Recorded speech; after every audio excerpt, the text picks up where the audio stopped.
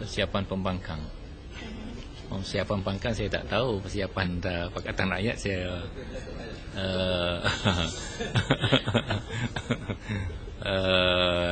yang pertama, pilihan raya belum ditentukan tarikh. Biasanya amalan dunia yang lebih moden, tarikh pilihan raya ini tidak disembunyikan, ya. Tarikh pilihan raya ini tak perlu disembunyikan dan tidak semesti diberitahu secara tepat, tetapi within a certain period of time, 6 bulan sebelum tempoh tamat ataupun lain-lain. Kalau disembunyikan, dia boleh mengganggu kecekapan pentadbiran kerajaan kerana terlalu fokus pada pilihan raya. Sedangkan rakyat melantik kerajaan untuk melaksanakan tugas-tugas penyampaian, delivery dan perform, berkhidmat pada rakyat. Tapi kalau pilihan raya itu kata esok nak mari, lusa nak mari, kemudian sebulan lagi nak mari, 2 bulan lagi nak mari, 6 bulan lagi nak mari, setahun lagi nak mari, jadi fokus tadi terheret kepada politik semata-mata, ya. Pada pandangan saya ini tidak bagus untuk negara kita, to politicize election, ya. So patut Perdana Menteri tak perlu takut, dia kena kata 6 bulan lagi daripada sekarang dan seterusnya. Jadi semua pihak boleh tumpu kepada kerja berkhidmat pada rakyat dan lepas tu baru buat persiapan pilihan raya.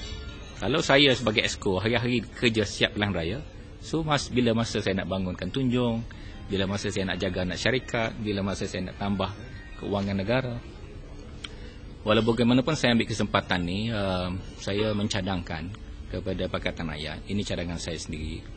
Oleh kerana Kerajaan Barisan Nasional dia beri RM500 bantuan sara hidup lah kepada rakyat yang berpendapatan RM3,000 ke bawah. Saya rasa eksersis ini agak membebankan kerajaan, baik dari segi kewangan maupun dari segi melaksanakan program ini. Saya mencadangkan pada Perdana Menteri lebih senang ialah meletakkan satu dasar, iaitu pendapatan RM5,000 ke bawah dikecualikan dari cukai, ya.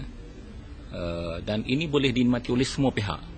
Tak payahlah kita isi borang nak dapat RM500, queue, pergi dengan ucapan menteri, kena sign penggawa, PPM dan lain-lain, ya. Ini orang panggil buang masa rakyat. Kaedah yang lebih orang panggil sophisticated, yang lebih teratur, ialah memberi pelepasan cukai kepada rakyat yang berpendapatan RM5,000 ke bawah. Jadi tak nampaklah umpan pilihan raya, ya. Dan semua orang boleh dapat faedah. Jadi saya harap dapatlah press sampaikan cadangan saya ni kepada Perdana Menteri. Dan Pakatan Rakyat esok kalau menang pun, saya nak cadangkan diberi pelepasan cukai RM5,000 ke bawah ini. Berbalik pada rahsia untuk pilihan raya pada pendapat Datuk, macam mana, kenapa dirahsiakan? Telah jadi tradisi kita di Malaysia ni, tarikh pilihan raya ni Perdana Menteri sembunyikan. Tapi di Pakistan, di Thailand sendiri, tarikh pilihan raya ini diumumkan lebih awal.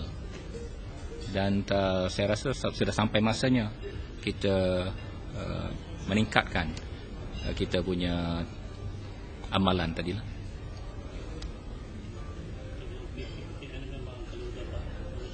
PTPTN dalam kita punya kira-kira, yang pertama sekali membebankan. Sekarang ini ada lebih daripada 300,000 orang mahasiswa yang baru grad di senar hitamkan, blacklisted, ya. Sedangkan mereka too fresh untuk terima beban hutang, ya. Jadi negeri lain saya tak tahu, tapi Kelantan kita ada hasil royalti yang cukup. Dan keutamaan kita ialah pada pendidikan. Bukan sahaja pinjaman PTPTN ini nak kita hapuskan, tetapi kita bercadang nak memberikan pembiayaan pendidikan mengikut jumlah yang sesuai dengan keupayaan wang royalti tersebut, bermula daripada dia peringkat sekolah rendah sampai pengajian tinggi. Kerana negara yang kompetitif ialah negara yang knowledge based, berasaskan pada pengetahuan, dan tidak pengetahuan itu bukan mesti dalam kuliah universiti sahaja, ya, tetapi juga dalam kemahiran-kemahiran, dalam profesional, bidang-bidang profesional yang lain, ya. Jadi saya pengerusi kebajikan, saya menerima banyak permohonan bantuan untuk melanjutkan pelajaran peringkat master degree, PhD, kerana tak ada pembiayaan. Jadi bermakna kita telah menghalang potensi rakyat Kelantan dan rakyat Malaysia untuk mempunyai skills yang kompetitif pada masa depan. Kerana masalah pembiayaan tadi. Jadi kalau kita boleh belanja untuk NFC 250 juta, tanda tangan kemudian lepas pada beli lembu dan kondo, baru tanda tangan. Kenapa kita tak boleh allocate sufficient amount kepada budak-budak kita yang ada potensi? Esok-esok bila dia dah ada berbagai-bagai degree dan kemahiran ni, dia akan jadi aset negara dan kita kompetitif banding dengan negara lain. PTPTN di Kelantan baru ni saya telah arahkan UPEN buat senarai kerana kita mulakan start 2005 ya. 2005 sampai current. Kenapa 2005? Kerana pengeluaran minyak dan gas di PM301 Bumi South and Suria South bermula pada Mei 2005. Tetapi kalau besok rakyat kata kebelakangkan lagi, Tok Guru setuju, saya tak ada masalah. Itu UPEN tengah cari pasal kita nakkan barrier 2005 tadi. Mungkin dalam sebulan lagi saya boleh umumkan jumlahnya.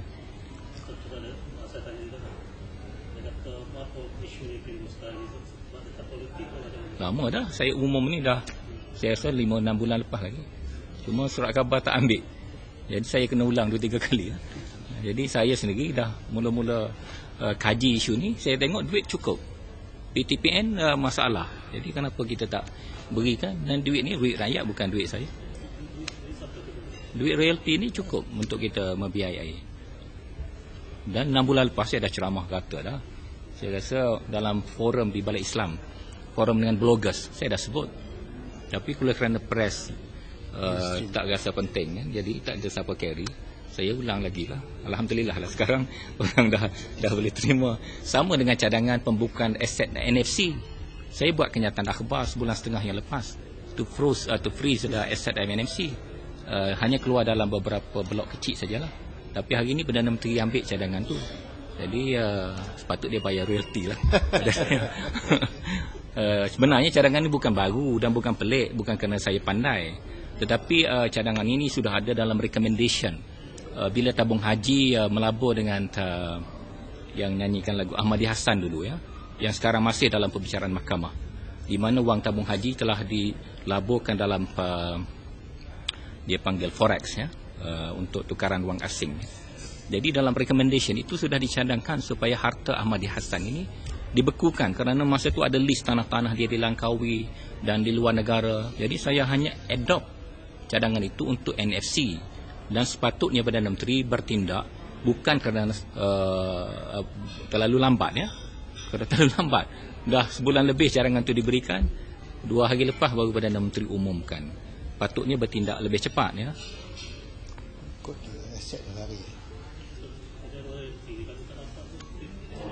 Pakatan Rakyat akan menang insya-Allah Putrajaya, insya-Allah. Dan 22 bulan ni saya akan ke Sarawak. Saya akan memanjangkan tawaran Pakatan Rakyat ini telah diumumkan sebelum ini bahawa Sarawak dan Sabah sama seperti Kelantan dan Terengganu sepatutnya mendapat 20% royalty petroleum. Dan perkara ini bukan baru. Di Indonesia mereka beri 70% kepada local province. 30% sahaja diambil oleh central government ya. Tapi kita tak nak pakai Indonesia kerana takut Petronas akan menghadapi masalah dan negara juga menghadapi kejutan.